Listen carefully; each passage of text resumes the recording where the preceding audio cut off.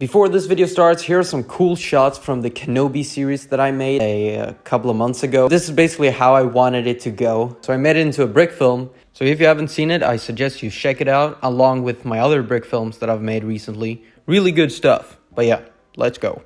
Hello there and welcome to the first episode of how to create your own LEGO Star Wars MOC. So what this video is going to help you with is how to get started on building a MOC. Basically everything you need, all the websites, all the programs, everything to make your MOCs perfect. Before you start buying parts and all that, I do suggest that you download Studio. It is really good. Here you can like import MOCs and stuff, and you can also create your own MOCs, and it is really good. It will be quite difficult to learn for some people. It took me maybe like an hour to get a hold of like all the buttons and stuff. It is kind of confusing, but you will learn. Though there is one other app called Lego Digital Designer. I'm going to show you guys right here. It doesn't have as many parts, so if you build simple things, this one could work for you. But I do definitely recommend Studio because it's newer and you can render your parts and have it look as real as possible. Your builds will look as cool as this.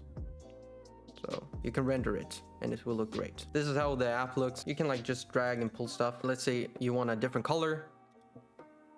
Here you can choose pretty much every single color ever. So you can make bricks and stuff that doesn't even exist, like in different colors. It's great. It's a great app. I use it not for every single part of my MOC. Like it's not like I build my whole MOC in this app, but I do build some things here. So let's say it's a wall or something. If I want to make a really cool detailed wall for the interior of my clone bases, this is what I use. But I'm not going to use this app for, let's say, terrain or something like that. But you can do that if you really want to be super detailed and have everything super perfect. But I would say like terrain, it's mostly random. You don't really need this app for that. For like different like walls or stuff for your MOC, it could help. It could definitely help you to design something cooler.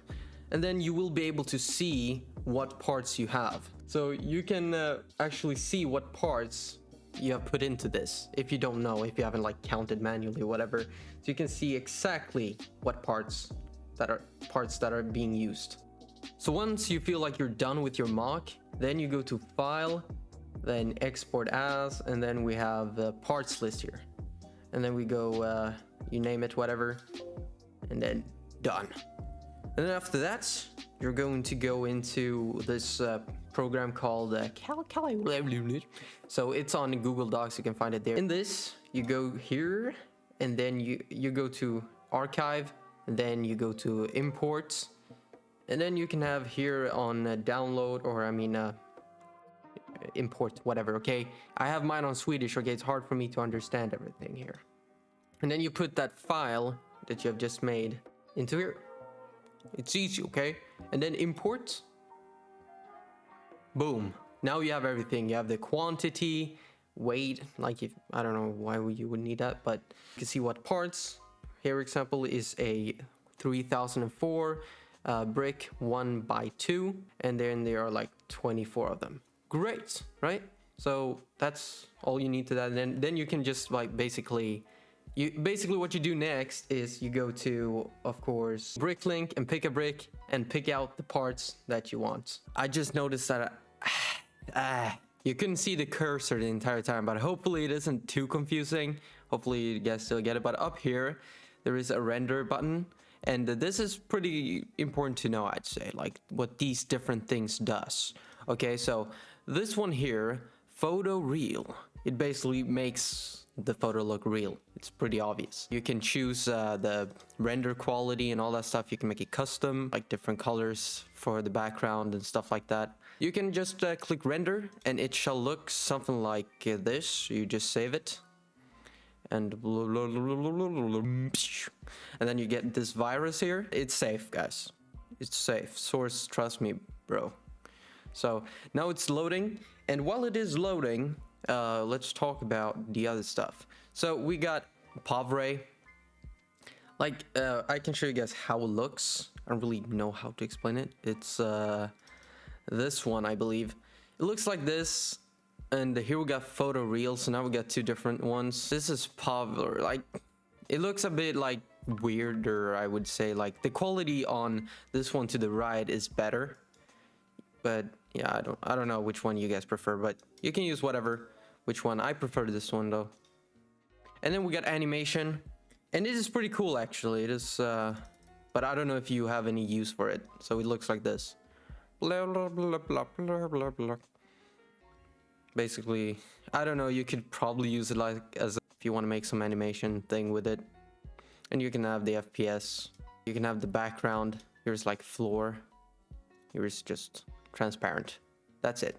But this one is probably the one that you will use the most. You will be using probably these buttons the most, Control C and V, to like, of course, copy and then paste things. This is how you create a professional mock, and it is great. There are already tutorials out there on how to use this app, so I'm not really gonna make a tutorial on this because it's not really necessary, but now you know like the basic stuff. You should be able to create your mock now. I'm going to make more videos on how to create specific stuff that I use in my mocks, like let's say like a custom 500 first walker and those stuff, like maybe AT, OT, the walls I will use in my mock, my upcoming mock at least.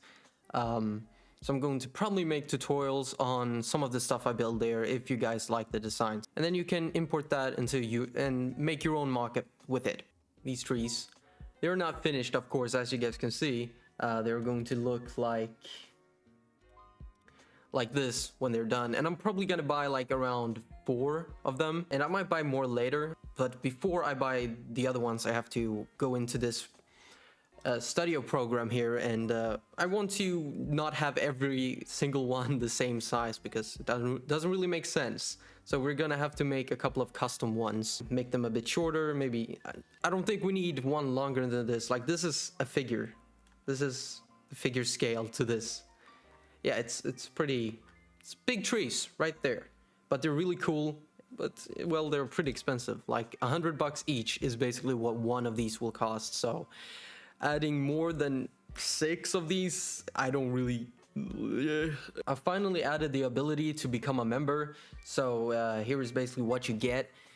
So far I haven't added that much stuff, but I am going to in the future. But the only thing that you will get pretty much is like early access to a couple of videos and that sort of stuff. But it's mainly to support the channel, because it really helps, so I can buy more stuff for my mock. Basically, what you pay, I will spend it on making my mocks better. It does help a lot.